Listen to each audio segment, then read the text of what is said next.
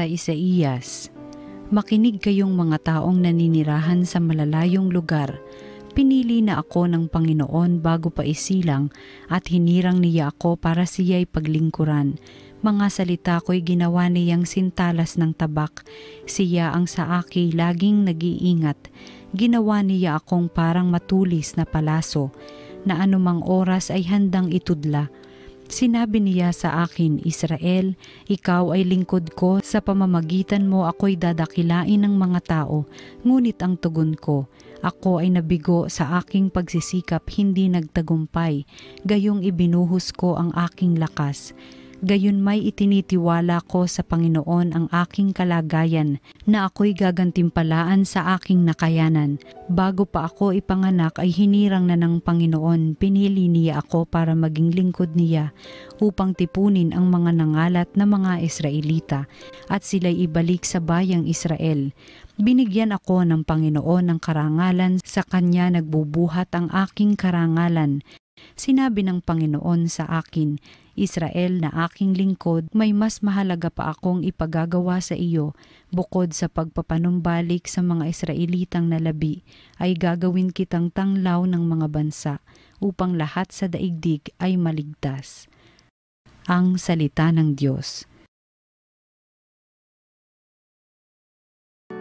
Patuloy kong isasaysay ang dulot mong kaligtasan.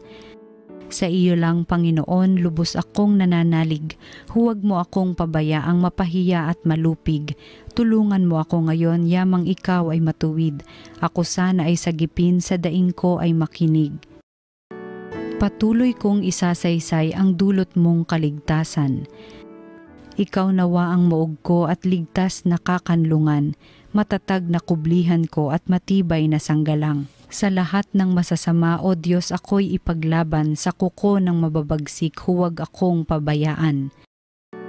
Patuloy kong isasaysay ang dulot mong kaligtasan.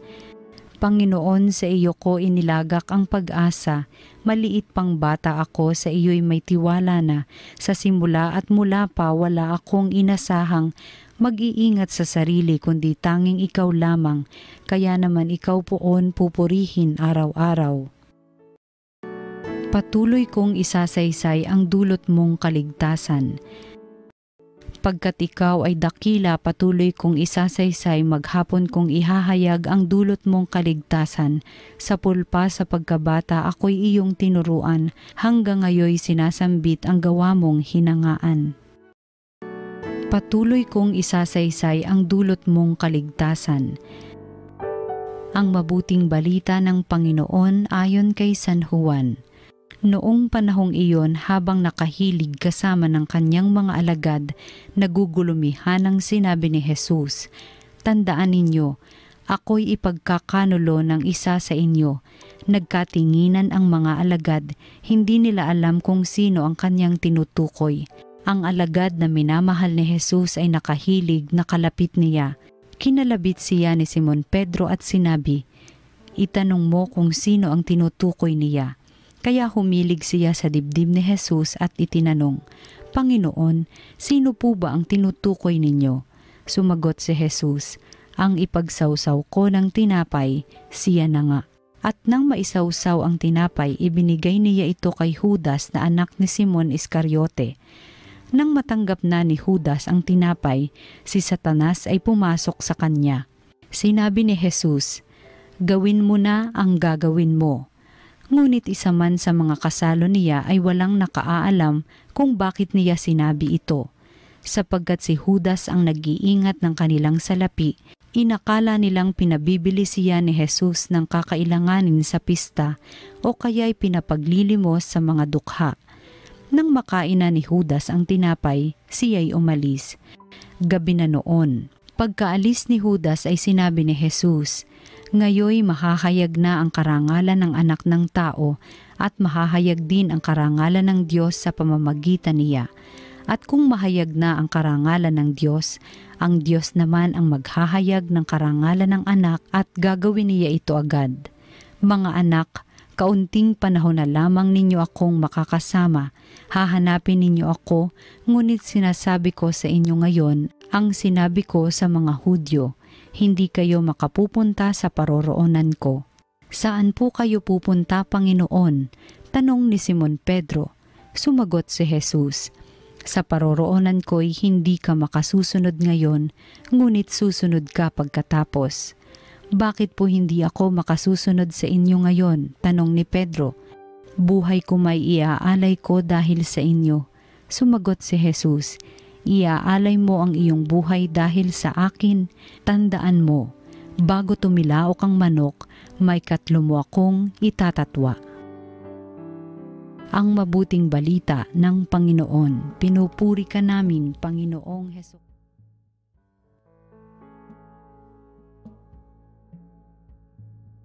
Magandang araw mga kapatid sa pananampalataya.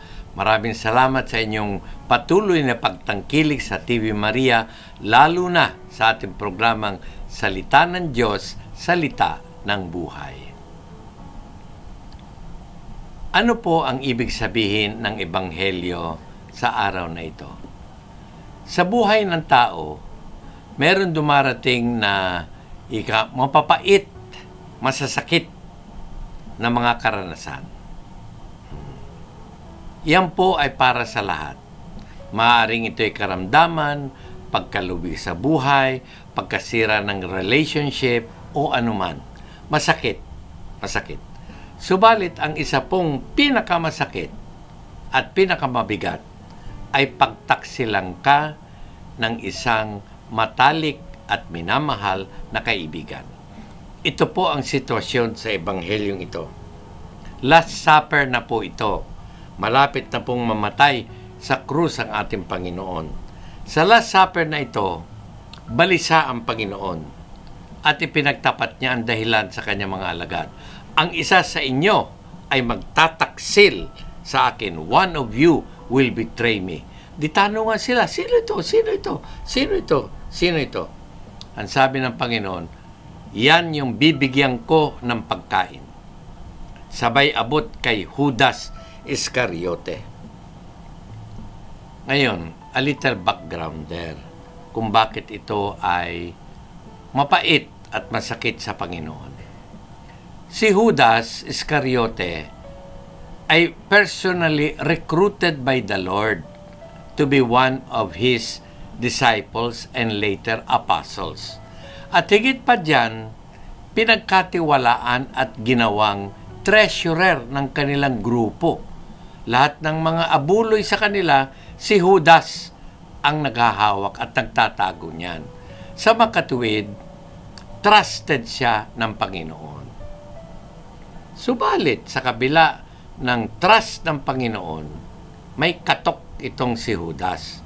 At anong kanyang katok? Hindi siya totally committed sa Panginoon. Hindi siya totally believe sa Panginoon.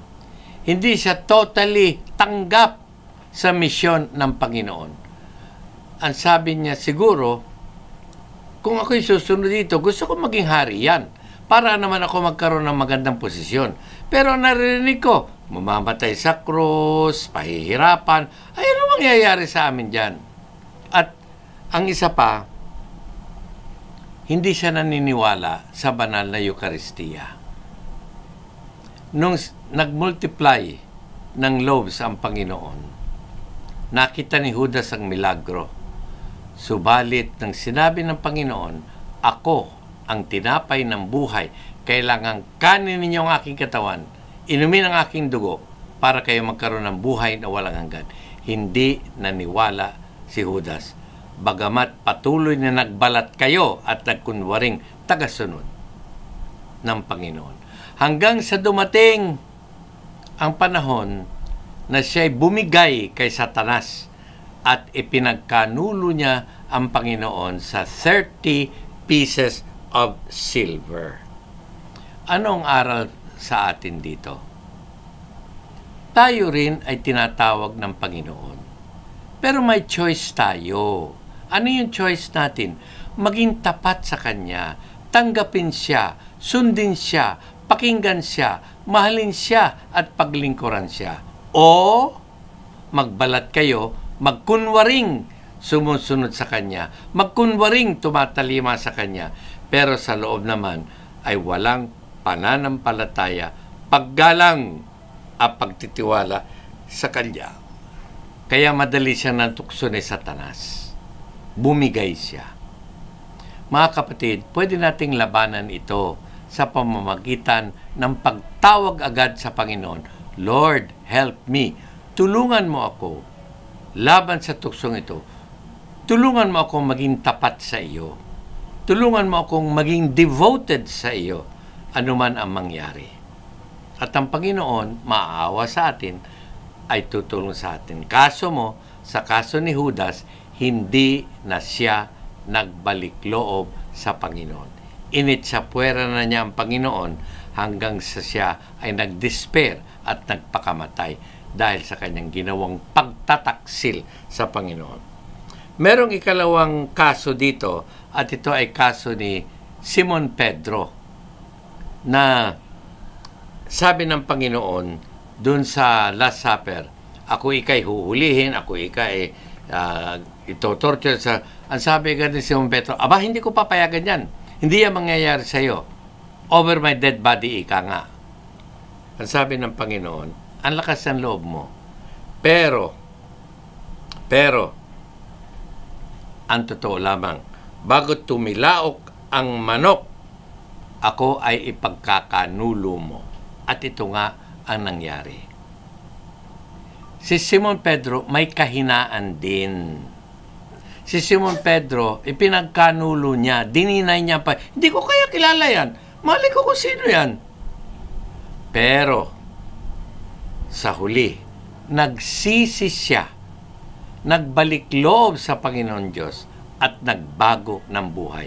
Yan ang hindi ginawa ni Judas. Yan ang ginawa ni Simon Pedro. Kaya siya ay pinatawad ng Panginoon at binigyan ng kaukulang karangalang maging unang Santo Papa, Vicar of Christ on earth. Kaya nga mga kapatid, again, meron tayong choice. Maging Judas na taksil o maging mahinang katulad ni Simon Pedro, pero marunong umamin sa kasalanan, marunong mag-sorry, at marunong magbalik loob sa Panginoon, at handa sa awa ng Diyos na magpanibago ng buhay.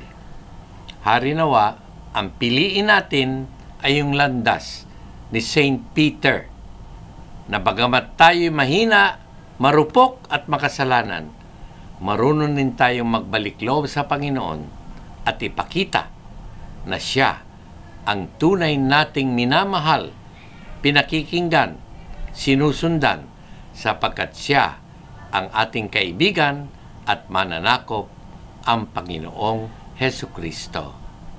Amen.